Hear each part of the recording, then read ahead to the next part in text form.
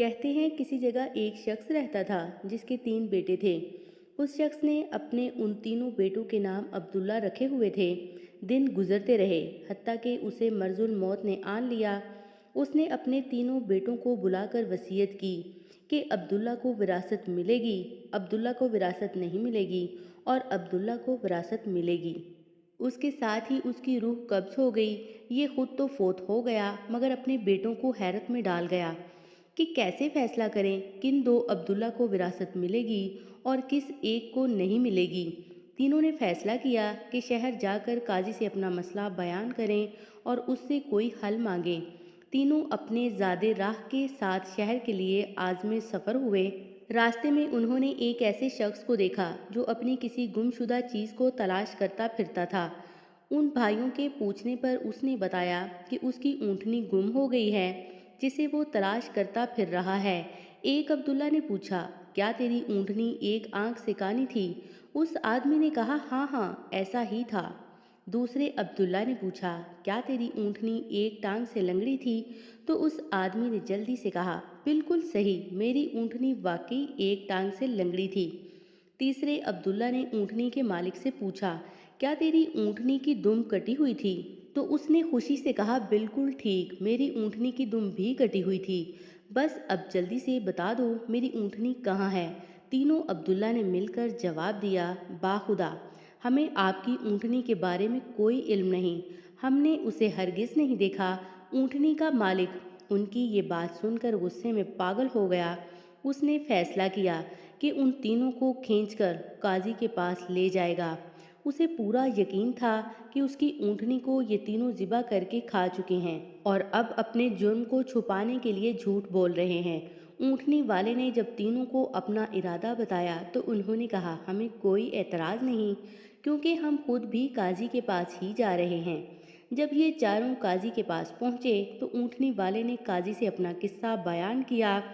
काजी ने उन तीनों से कहा, जिस तरह तुम तीनों ने ऊँटनी की निशानियाँ बताई हैं, इसका एक ही नतीजा निकलता है कि ऊँटनी तुम तीनों के पास है। बेहतर है कि तुम अपने जुर्म का एतराफ़ कर लो। पहले ने कहा, जनाब अली, हमने ऊँटनी तो नहीं देखी थी। हाँ, अलबत्ता ऊँटनी के आसार ज़रूर देखे थे। जब मैंने इसे कहा था कि तेरी ऊँटनी एक आंख से कानी है, तो मैंने देखा था कि रास्ते के एक तरफ का घास तो खूब चरा हुआ था, मगर दूसरी तरफ का वैसे ही मौजूद था। इसका एक ही मतलब था कि इस शख्स की ऊँटनी एक आंख से कानी रही होगी। दूसरे अब्दुल्ला ने कहा, मैंने देखा था कि रास्ते में 3 कदम तो गहरे लगे हुए थे, जबकि चौथा कदम जमीन पर मामूली पड़ा हुआ था, जिसका मतलब बस इतना ही बनता था कि ये जानवर लंगड़ा भी था। तीसरे अब्दुल्ला ने कहा, ऊँट जब राह चलते हुए अपना गोबर गिराते हैं तो दुम से इधर उधर बिखेरते हैं, जबकि हम जिस राह से आए थे वहां पर गोबर एक ही लाइन में सीधा गिरा हुआ था, जिसका एक मतलब हो सकता था कि ऊँटनी की दुम कटी हुई है जो अपना गोबर दाएं बाएं नहीं फैला पाई। काजी ने बगैर किसी देर के उस आदमी की तरफ देखा और कहा, तुम जा सकते हो, तुम्हारी ऊँटनी इन लोगों के पास नहीं है और ना ही इन्होंने उसे देखा है। ऊँटनी वाले शख्स के जाने के बाद इन तीनों भाइयों ने काजी से अपना किस्सा बयान किया, जिसे सुनकर काजी बहुत हैरान हुआ। उन तीनों से कहा, तुम आज की रात मेहमान खाने में ठहरो, मैं कल तुम्हें सोचकर कोई हल बताऊंगा। ये तीनों मेहमान खाने में जाकर ठहरे तो उन्होंने महसूस किया कि उनकी निगरानी की जा रही है। कुछ देर के बाद उनके लिए खाना लाया गया जो गोश्त के पके हुए सालन और रोटियों पर मुश्तमिल था। पहले ने खाने को देखते ही कहा, ये सालन कुत्ते के गोश्त का बना हुआ है। दूसरे ने कहा, रोटियां जिस औरत ने पकाई हैं वो हमल के साथ और पूरे दिनों से है।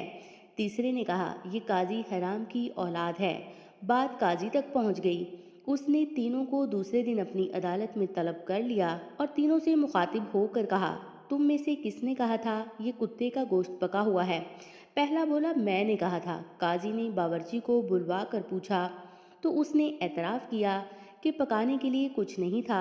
तो उसको शरारत सूझी और उसने कुत्ता मारकर उसका गोश्त पकाया और उनको खाने के लिए भिजवा दिया।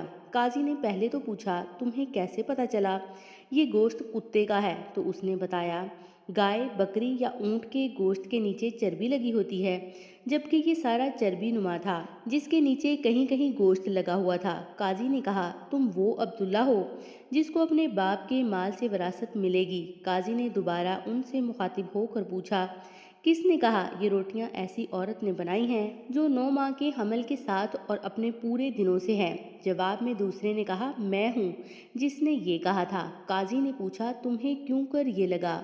तो उसने कहा, मैंने देखा रोटियां एक तरफ से फूली हुई और खूब पकी हुई हैं, तो दूसरी तरफ से कच्ची और मोटी रह गई हैं। मैंने उससे यही अक्स किया, रोटियां बनाने वाली ऐसी खातून है जिससे तकलीफ के मारे ज़्यादा झुका नहीं जा रहा था और वो सामने की चीज़ भी नहीं देख पा रही, जिसका मतलब यही बनता था कि औरत हामला है और रोटियां बनाने में तकलीफ महसूस करती रही है।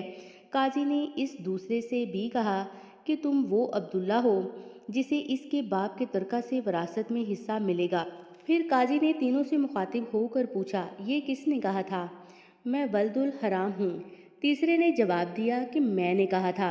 काजी उठकर अंदर गया और अपनी माँ से पूछा, क्या ये सच है कि वो हरामी है? तो उसकी माँ ने कहा, ये सच है कि तुम हराम के हो। काजी ने वापस आकर उस तीसरे अब्दुल्ला से पूछा, तुम्हें क्यों कर मालूम हुआ मैं हरामी हूँ? तो उसने जवाब दिया, अगर तुम हलाली होते तो मेहमान खाने में हम पर निगरान ना मुकर्रर करते, ना ही कुत्ते का गोश्त पकवा कर हमें खाने के लिए भिजवाते, और ना ही कच्ची रोटियां किसी मजलूम औरत से बनवा कर हमें खिलवाते। काजी ने उसे मुखातिब करते हुए कहा कि तुम वो अब्दुल्ला हो जिसे उसके बाप के माल से विरसा नहीं मिलेगा। तीसरे ने हैरत के साथ काजी को देखा और पूछा, मगर ऐसा क्यों है? काजी ने कहा, क्योंकि एक हरामी ही दूसरे वल्दुल हराम को ठीक ठीक पहचान सकता है, और तुम भी मेरी तरह हराम की औलाद हो। विरासत पाने वाले दोनों अब्दुल्ला अपनी माँ की तरफ लौटे और दरियाफ्त किया कि हमारे तीसरे भाई का क्या माजरा है। तो उनकी माँ ने कहा, तुम्हारा बाप एक बार सुबह की नमाज पढ़ने मस्जिद गया तो उसे दरवाजे पर रखा हुआ पाया था। उसे घर लाया, उसका नाम भी तुम दोनों जैसा अब्दुल्ला रखा और उसकी परवरिश की।